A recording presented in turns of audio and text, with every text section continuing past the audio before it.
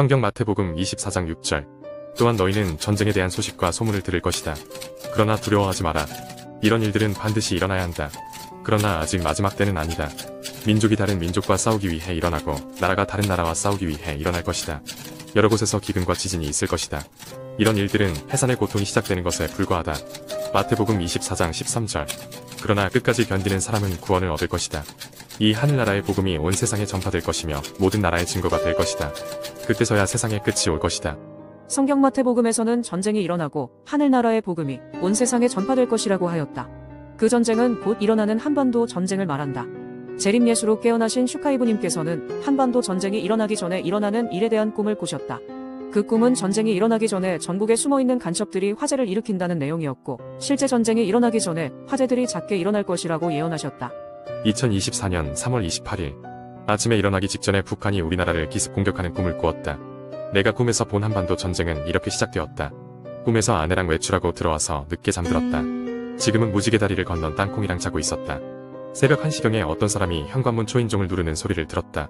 나는 강아지도 자고 있고 모르고 있어서 내가 잘못 들었나 하는 생각도 들었다. 그러나 직감상 확실히 누군가 초인종을 눌렀다는 것을 알았다. 그런데 이 시간에 올 사람이 없었다. 잠시 후 어떤 남자의 목소리가 들리는 것 같았다. 그때 나는 아내를 깨웠다. 내가 느낌이 좋지 않다는 말도 덧붙였다.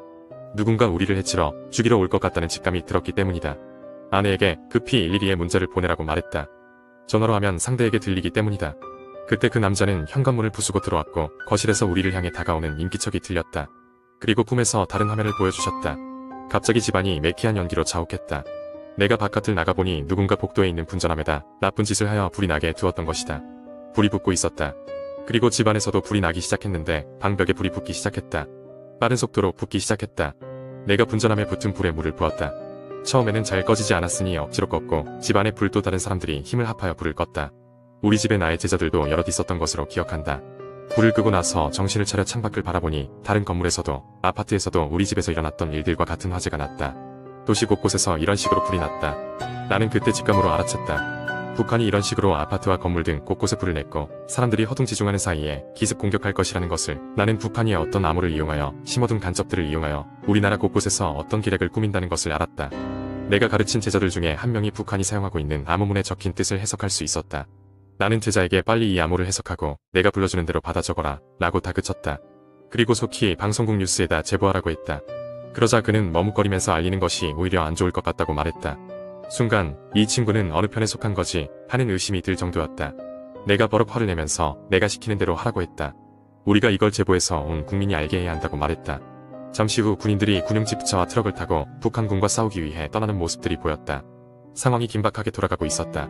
꿈에서는 온 나라가 전쟁에 휩싸이는 것은 아니었고 도시에서 불이 나고 전투가 벌어지는 느낌이었다. 이상 오늘 아침에 창조주 하느님께서 아들인 내게 보여주신 꿈이다. 한반도 전쟁은 올해 아니면 내년에 반드시 터진다.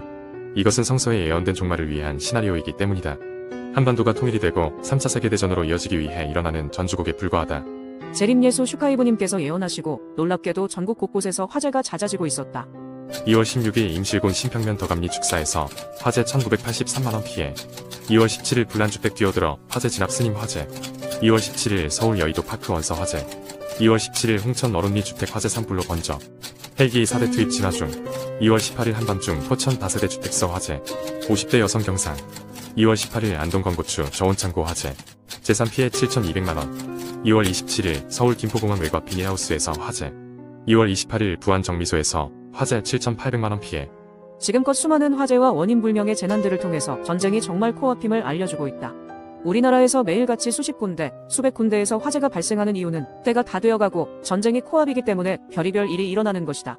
그리고 지난 3월 6일 우리나라에 도저히 일어나기 힘든 일이 벌어졌다. 포천 민가에 떨어진 폭탄은 우리 공군 KF-16의 MK-82 폭탄으로 확인됐습니다.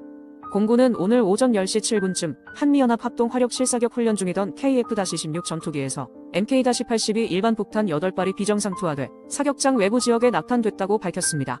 박기원 참모차장을 위원장으로 사고대책위원회를 구성해서 정확한 사고 경위 및 피해 상황 등을 조사하고 있다고 설명했습니다. 공군은 비정상투하 사고로 민간 피해가 발생한 데 대해 송구하게 생각하며 부상자의 조속한 회복과 피해 배상 등에 필요한 모든 조치를 적극 시행하겠다고 덧붙였습니다. 이것은 이 시대에 정말 말도 안 되는 일이다. 한반도 전쟁이 정말 얼마 남지 않음을 알려주는 메시지이다. 성경에서 전쟁과 기근, 지진이 일어나는데 아직 마지막 때가 아니고 해산의 고통이 시작되는 것에 불과하다고 적혀 있다. 이는 전쟁에서 살아남는다 하더라도 팬데믹, 지진 등 대재난이 예정되어 있기 때문이다. 지금은 인류를 청소하고 있는 시기다. 우리는 재림예수 슈카이브님을 알아보고 힘과 마음을 모아야 한다. 너희가 도망하는 때가 겨울이나 안식일이 아니기를 기도하여라. 그때에는 많은 어려움이 있을 것이기 때문이다. 세상이 생기고 나서 지금까지 이 같은 환난은 일어난 적이 없었고 이후로도 없을 것이다. 하느님께서 그 기간을 줄여주시지 않으시면 아무도 구원받지 못할 것이다. 그러나 하느님께서는 선택한 사람들을 위하여 그 기간을 줄여주실 것이다.